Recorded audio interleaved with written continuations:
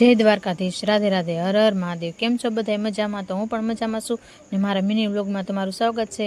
મારા મામીજીની ઘરે જો દેગ રાખેલી છે રામાપીરની ને રામાપીરનો પાઠ છે, તો જો બધા માણા માટે આપણે શાક મૂકી દીધું છે। મારા મામીજી છે મસાલા નાખે છે ને જો પછી મારા મામીજીને દશામાનું વ્રત છે, તો જો સાંજનો ટાઈમ થઈ ગયો છે, તો માતાજીને થાળ ધરી દીધો છે પ્રસાદીનો અને રામાપીર દાદાને દીવો કરી નાખ્યો છે ને આપણે પછી આરતી ઉતારવાની છે દશામાની। તો મારા દેરાણી છે એ દશામાની આરતી ઉતારે છે ને અમે બધા પાછળ આરતી ગાઈએ છીએ। તો જો અમારે તો આવી રીતના આરતી ઉતારે, તમારે કેવી રીતના ઉતારતા હોય કોમેન્ટમાં કહેજો। આરતી પૂરી થાય પછી દશામાનો થાળ ગાઈએ, પછી દશામાનો થાળ ગાઈએ છીએ બધા બેનો। થાળ પૂરો છે પછી અમે એક સત્સંગ ગાયું, સત્સંગ બધા બેન ગાઈએ છીએ। જો સત્સંગ પૂરું થઈ ગયું પછી આપણે રામાપીર દાદાની દેગ છે એ સડે છે। જો રામાપીર દાદાની દેગ સડે છે, લગભગ 12 વાગી ગયા છે।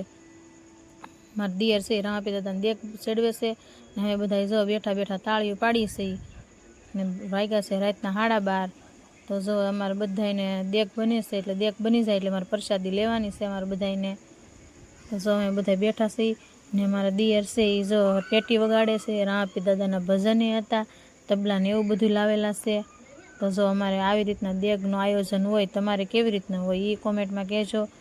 જો રામાપીરને માનતા હોય વિડીયોને લાઇક કરજો, શેર કરજો અને સબસ્ક્રાઈબ કરજો ને કોમેન્ટમાં જય રામાપીર દાદા લખવાનું ના ભૂલતા। હવે મળશે આપણે બીજા વિડીયોમાં, ત્યાં સુધી બાય બાય બધાને, જય દ્વારકાધીશ।